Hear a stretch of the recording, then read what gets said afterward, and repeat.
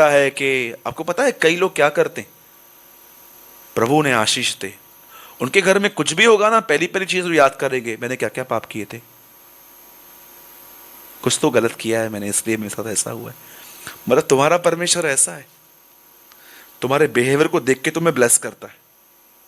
मैंने बहुतों को देखा है, कुछ भी थी ना, कुछ भी होगा ना, पहले पहले ये देखेंगे क्या क्या गलतियां की है मैंने, और उनको फिर आपको पता है अगर वचन नहीं जानते हैं तो वो डूब ही जाते हैं उसमें। फिर वो सोचेंगे लगता है हमने कोई गलती की है इसलिए हम लोग को ये दंड दिया गया है। मुझे एक बात बताइए, जब यीशु ने आपको बुलाया उस टाइम पे आप अच्छे थे? इस कलीसिया में सबसे बुरा व्यक्ति मैं था। कोई है और मेरे साथ? हाँ, तू तू तो खड़ा नहीं, आवाज में खबर आऊंगा तो लाइफ खबर हुई। और कोई? 3 4 5 6 7। तू हाथ नीचे करता तो मैं मीटिंग के बाद सीधा तुझसे बात करता आके। लिसन, आपको पता है ना, पौलुस कहता है हम तब बचाए गए जब हम गुनहगार थे। हमें तब बचाया गया जब हम पाप में थे। प्रभु यीशु मसीह भले लोगों के लिए नहीं, हम बुरों के लिए मरा, वचन कहता है। तो अगर वो बुरों के लिए मरा तो आज वो आपकी बुराई को देख के आपको दंड कैसे देगा? याद रखना, ये बात सच है, इस बात को हमेशा याद रखना। पुराने नियम में परमेश्वर को पाप गुस्सा दिलाता था, पर नए नियम में परमेश्वर को पाप हर्ट करता है। How many understand? नहीं समझे? पुराने नियम में जब लोग पाप करते थे ना, प्रभु को गुस्सा आता था, पर अब नए नियम में जब लोग पाप करते ना, यीशु को हर्ट होता है कि ये वो लोग हैं जिनके लिए मैंने इतना कुछ किया और अब ये मेरे लिए ये सब कर रहे हैं। इसीलिए मैं आपसे कहना चाहता हूं, डोंट हर्ट गॉड। परमेश्वर अब गुस्सा नहीं होता। अगर वो गुस्सा करे ना, तो मैं आपको सच बोलता हूं, इंडिया में कोई कलीसिया ही नहीं बचेगी। लेकिन वो दयालु है, वो सहता है, सहता है, सहता है। मैं चाहता हूं आप इस बात को सुनिए। आप में से कितने लोग ये बात जानते हैं, स्वर्ग में कौन सी सड़कें हैं? बताइए, सीमेंट की हैं, डांबर की हैं कि गोल्ड की हैं? किसकी हैं? गोल्ड की। दूसरी बात बताओ, वहां पर समुद्र कौन सा है? पानी का है कि कांच का है? कांच का है। दूसरी चीज बताइए, वहां पर उड़ते हुए घोड़े हैं? 100% है। चौथी चीज, वहां पर कितने सिंहासन है? वहां पर 2 सिंहासन है। उसके बाद प्राचीनों के सिंहासन है। मुझे एक बात बताइए, परमेश्वर ने स्वर्ग में सोने की सड़कें रखी हैं। जानते हो, परमेश्वर ने स्वर्ग में सोने की सड़क यह दिखाने के लिए नहीं रखी है कि मैं कितना अमीर हूं। आपको पता है इंसान अपनी अमीरी कैसे दिखाता है? चाबियां दिखा के, गोल्ड दिखा के, पैसे दिखा के, बार बार चेकबुक निकाल के अपनी प्रॉपर्टी दिखाता है। पर याद रखिए, परमेश्वर ने अपनी अमीरी इंसान को माफ करके दिखाई है। कितने लोगों ने रोमियो में यह वचन पढ़ा है, क्या तू उसके धीरज रूपी धन को, बोलो धन, बोलो धीरज रूपी धन। इसका मतलब क्या है? दिनेश ने कल झूठ बोला, खुदा के सामने जाके बोलता है भाई चल फिर से माफी। 1 हफ्ते के बाद फिर से आया, प्रभु फिर से। सालों तक यही पीरियड चला, कोई दंड नहीं दिया प्रभु ने। जानते हो, परमेश्वर अपने चरित्र में से अपनी अमीरी निकाल रहा है। वो इंसान को माफ करके अपनी अमीरी दिखाता है। आपको पता है, यीशु ने इस तरह का अमीर बनने के लिए कहा है हमें। कितने लोग इस तरह के अमीर हैं? लोगों को मौके पे मौके देते हैं बदलने के। आज घरों के अंदर देखिए, कई सारे लोग एक दूसरे को बदलने का मौका नहीं देते। 3-3 दिन, 4-4 दिन नाराज रहते हैं, बात नहीं करते हैं, कमरे बदलते हैं, मिलते नहीं हैं, आपस में अकड़ के जवाब देते हैं। आपको पता है क्यों? क्योंकि प्रकाशित वाक्य में लिखा है, तू कहता है मैं धनी हूं लेकिन तू गरीब है। परमेश्वर की दृष्टि में जानते हैं कौन से लोग गरीब हैं? वो लोग नहीं जिनके पास पैसे नहीं है, वो लोग जिनके अंदर उसका नेचर नहीं है, वो लोग गरीब हैं। याद रखना, परमेश्वर ने अपनी अमीरी इंसान को माफ करके दिखाई है। इसलिए यीशु मसीह कहता है अमीर बनो। मतलब अमीर बनने का अर्थ क्या है? जैसे कि प्रकाशित वाक्य में लिखा है, तू कहता है मैं धनी हूं लेकिन तू गरीब है। परमेश्वर किस तरह की अमीरी चाहता है? कि आप लोगों के सामने बर्दाश्त करके, उन्हें माफ करके, उन्हें मौके दो बदलने के। इस प्रकार के अमीरी,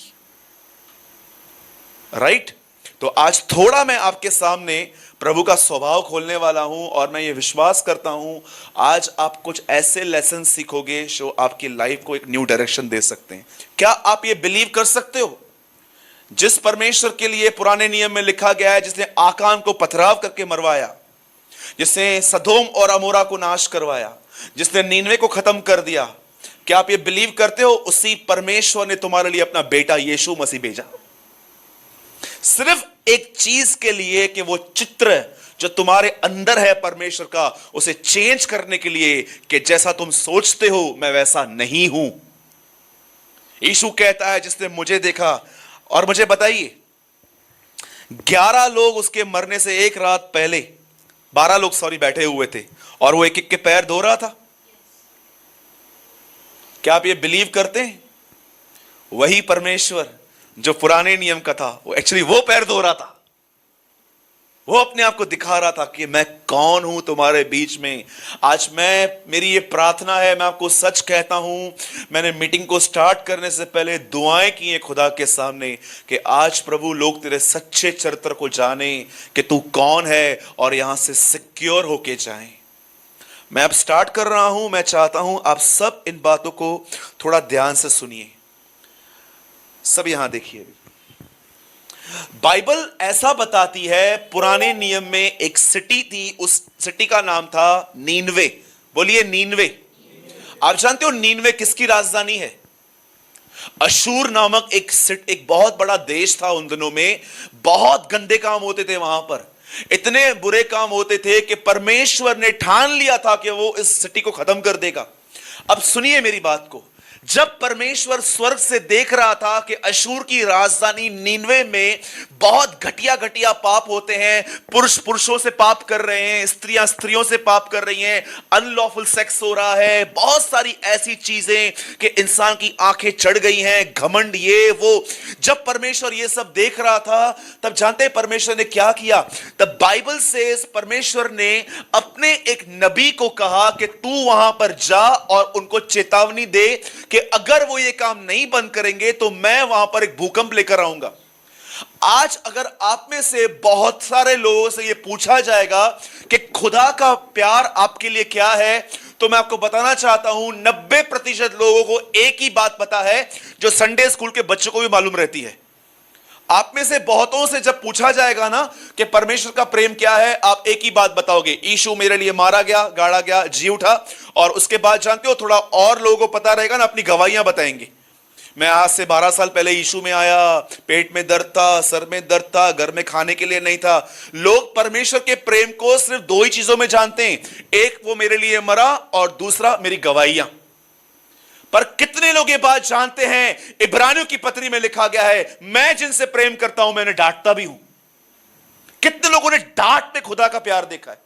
अब परमेश्वर एक नबी को तैयार कर रहा है कि तू जा इनको डांट।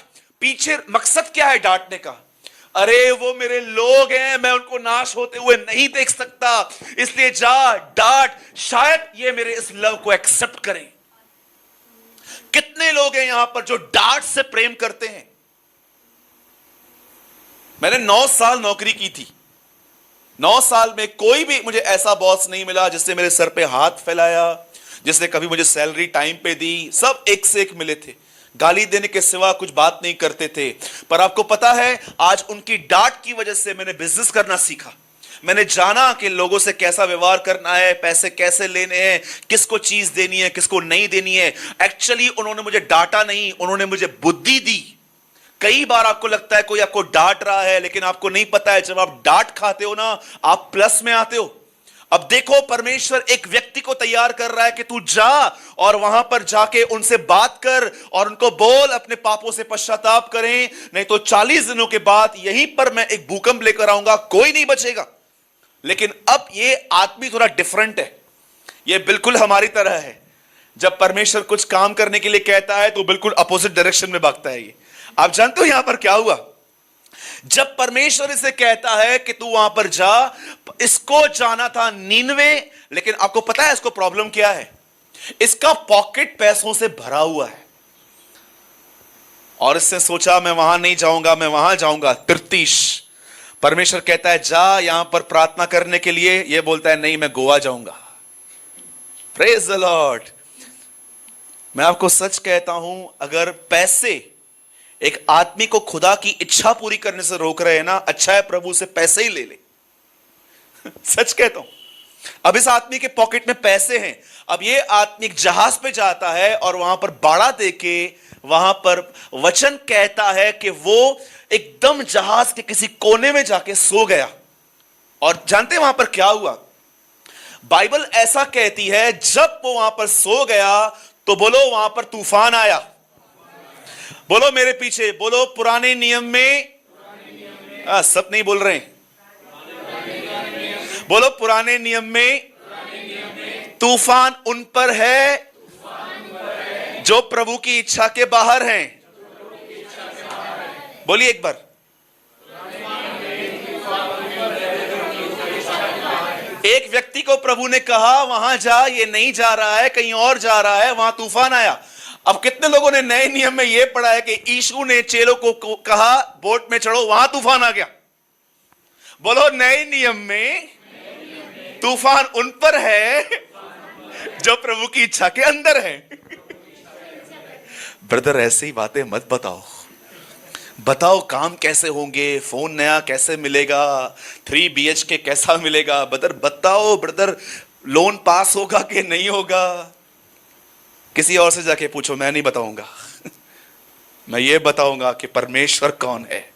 आप जानते हैं ये आदमी क्या कर रहा है? अभी जैसे ये बोट में चढ़ा वहां पर तूफान आ गया।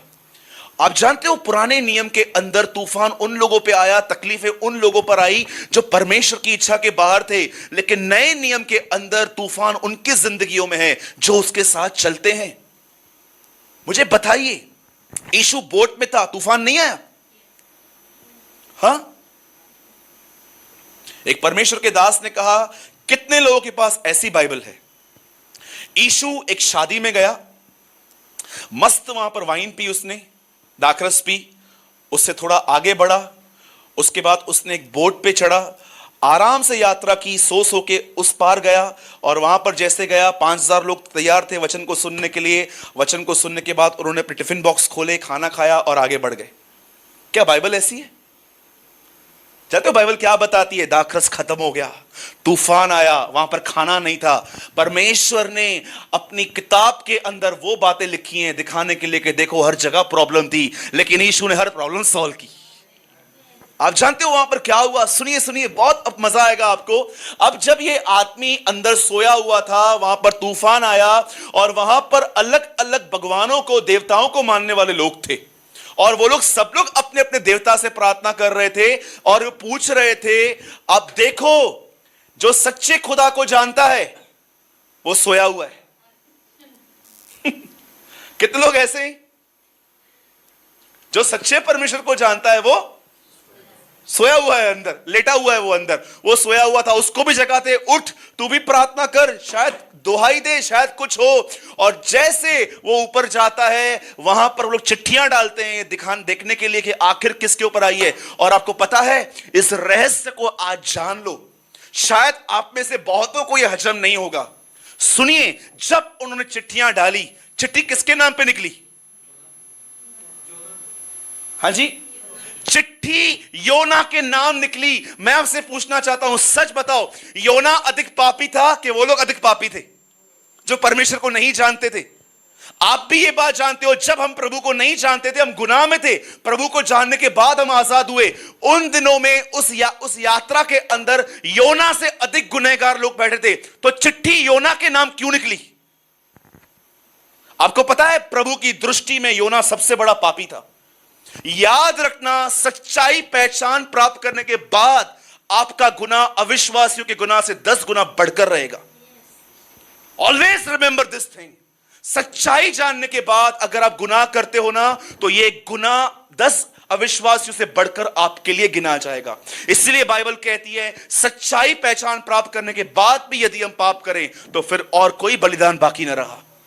मैं थर्ड टाइम रिपीट करता हूं, अगर आपको पता चल गया निंदा करना गुनाह है, चुगली मारना गुनाह है, यहां की बातें वहां करना, वहां की बातें यहां करना गुनाह है, और अगर आप कर रहे हो, आपके सामने एक आदमी व्यभिचार में गिरेगा ना, वो अनबिलीवर है, परमेश्वर आपसे कहेगा इससे बढ़कर तूने गुनाह किया है। प्रभु कैसे?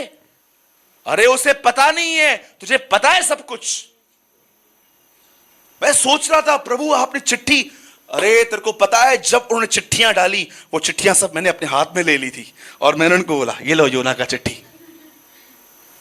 सच कहता हूं। और जानते हो उसके बाद क्या हुआ? अब योना की चीजें देखो, आखिर योना क्यों भाग रहा है? आखिर योना कहां भाग रहा है? उसको सिंपल टास्क मिला है, जा प्रचार कर, लेकिन वो भाग रहा है, भाग रहा है, भाग रहा है। अब लोगों ने उसे पकड़कर सीधा समुद्र में फेंका। योना मगरमच्छ के अंदर गया, और सबसे पहले जैसे वो मगरमच्छ में गया, मुझे कितने लोग ये बता सकते हैं उससे प्रार्थना कौन से दिन पे की है? फर्स्ट, सेकंड के थर्ड? हम लोग है ना कई बार बहुत सारे वचन पढ़ते हैं, तब, किंतु, परंतु ये सब छोड़ देते हैं। अब आराम से पढ़ना, 3 में लिखा है तब योना ने प्रार्थना की। तब मतलब इससे पहले क्या? आपको पता है योना 2 दिन तक अंदर चक्कर मार रहा था, शायद इस मछली में से कहां से निकलूं मैं बाहर। कितने लोग ऐसे हैं सब एफर्ट लगा के लास्ट में बोलते हैं हला ने प्रार्थना ही अंदाज पे हो बच्चों छाए। कितने लोग ऐसे हैं जो सब एफर्ट्स लगा के पूरा ग्रेवी निकल जाता है आपका, और लास्ट में आप यही बोलते हो आजा प्रार्थना करते हैं। योना भी ऐसा ही था, सब कुछ करने के बाद बोलता है तब उसने प्रार्थना की, और वो प्रार्थना में कहता है, अपनी गलती जान लेता है। आपको पता है वो अपना कौन सा पाप प्रभु के सामने कन्फेस करता है। काश आज आप इस बात को समझ पाओ कि वो अपना कौन सा गुनाह खुदा के सामने मान लेता है। जानते हो योना बोट में गया, पानी में गिरा, अब मगरमच्छ के पेट में है, और जैसे वो यहां पर है, जैसे आपको पता है एक आदमी नरक में गया तो वो क्या कहता है, हे पिता इब्राहिम लाजर को भेज मेरे घर पे, ताकि वो मेरे 5 भाइयों को एक्सप्लेन करे कि नरक कितनी खतरनाक है। क्या एक्सप्लेन करना है? पश्चाताप। वैसे ही योना जब उस बोट में आया तो वो समझ गया कि मैं यहां पर क्यों हूं। जैसे वो धनवान वहां समझ गया कि मैं पाप की वजह से यहां पर हूं, वैसे ही योना भी यहां समझ गया कि मैं यहां क्यों हूं। वहां पर योना एक बात कन्फेस करता है और कहता है, जो व्यर्थ बातों पर मन लगाते हैं वे अपने सृष्टिकर्ता से भटक जाते हैं। एक यही पाप है जो योना ने उस मगरमच्छ के पेट में स्वीकार किया कि आज मैं यहां पर इसलिए हूं क्योंकि मैंने उन चीजों पर ध्यान दिया जिन पर मुझे ध्यान नहीं देना चाहिए था। यहूदा में लिखा है ये कुछ लोग पत्तों की तरह है, हवा की नजर में यहां वहां उड़ाए चलते हैं। एक जगह लिखा गया है ये बिन पानी के बादल हैं। एक बादल होते हैं जो खाली होते हैं। मैं फ्लाइट में जाता हूं तो मैं दोनों को देख पाता हूं, खाली बादल भी देखता हूं, भरे हुए बादल भी दिखाई देते हैं। एक ऐसे बादल होते हैं जो बहुत चमकदार होते हैं, वाइट वाइट, उनमें पानी नहीं होता है, लेकिन एक काले बादल होते हैं जिनमें पानी होता है। वचन कहता है कुछ ऐसे भी हैं जो बिन पानी के बादल हैं। इसका मतलब क्या है? खाली हैं लेकिन दिखते हैं ये भरे हुए हैं। योना समझ गया मैं यहां पर क्यों हूं, क्यों मैंने ख्याल लिया यार नीनवे में जा, क्यों मैंने ख्याल लिया जाके सो जा, क्यों मैंने ख्याल लिया मैं ऐसा करूं। याद रखना थोड़े थोड़े ख्याल एक्सेप्ट कर करके आदमी परमेश्वर की इच्छाओं के बाहर आ जाता है। इसीलिए यीशु ने अपने दृष्टांतों में बहुत सारी ऐसी बातें कही कि एक आदमी सोया हुआ था, जब वो सोया हुआ था तब उसके खेत में कुछ जंगली बीज बो दिए गए। और जानते हैं जैसे इसने ऐसा कहा प्रभु छुटकारा देगा, लिखा है मगरमच्छ ने उसको उगल दिया और नीनवे को मैं सीधा जाके नीनवे में पड़ा। अब बहुत ध्यान से सुनिए, 5 मिनट में मैं इस मैसेज को पूरा करूंगा। बहुत इंटरेस्टिंग है। जब योना वहां पर गया, बाइबल कहती है उसने वहां पर बादशाह के सामने, लोगों के सामने, हर इंसान के सामने प्रचार किया, पश्चाताप करो, पापों से मन फिराओ। और आपको पता है ये इतनी इंपॉर्टेंट स्टोरी है, यीशु मसीह ने भी इसका नाम लिया है नए नियम में। जैसे योना 3 दिन 3 रात मगरमच्छ के पेट में था, वैसे ही मैं भी जमीन के अंदर रहूंगा। और आपको एक बात बताऊं, ये एक मिस्ट्री है। जो लोग उन दिनों में थे वे बचाए गए। उस पेड़ की वजह से धूप उसके ऊपर नहीं आ रही थी, और परमेश्वर ने एक रात में एक ऐसा कीड़ा वहां पर भेजा जिसने उसके पूरे पेड़ को काट लिया, और इतना गुस्से में आ गया, बोलता है अब ये काम कर, अभी मुझे मार दे। कितने ऐसे लोग हैं जब प्रभु आपकी थोड़ी लग्जरियस लाइफ थोड़ी खींचता है, आप कुड़कुड़ाना स्टार्ट करते हैं। एसी बंद है आज, ये बंद है आज, वो बंद है आज। किसके किसके घर में फैन भी नहीं है, आपको पता है? थोड़ा उसका प्रभु ने छीना, और आप जानते हो अंत में परमेश्वर एक बात कहता है, और यह बात सुन के हम मैसेज पूरा कर रहे हैं। जानते हो, जब उन्होंने पश्चाताप किया, एक बाइबल का एक अकेला पैसेज है ये जहां पर ऐसा लिखा है कि प्रभु ने अपनी इच्छा बदल दी थी। वही परमेश्वर जो उन पे मौत उंडेलने वाला था, उसी परमेश्वर ने उनके बस जिंदगी उंडेल दी थी। परमेश्वर उनको माफ कर दिया। और जानते हो, बाद में प्रभु योना से एक बात पूछता है, तू वहां पर क्यों नहीं गया? योना एक ही बात कहता है, आपको पता है मैं क्यों नहीं गया? मेरे को पता था तू नहीं मारेगा। आई नो तू मारेगा ही नहीं, तेरे अंदर वो स्वभाव ही नहीं है, तेरे अंदर वो नेचर ही नहीं है, कैरेक्टर ही नहीं है तेरे अंदर मारने का। योना परमेश्वर का नेचर जानता था कि परमेश्वर अनुग्रहकारी, दयालु, विलंब से क्रोध करने वाला, करुणामय, करुणा निधान, और अंत में वो कहता है मैं जानता हूं तू दुख देकर भी पछताता है।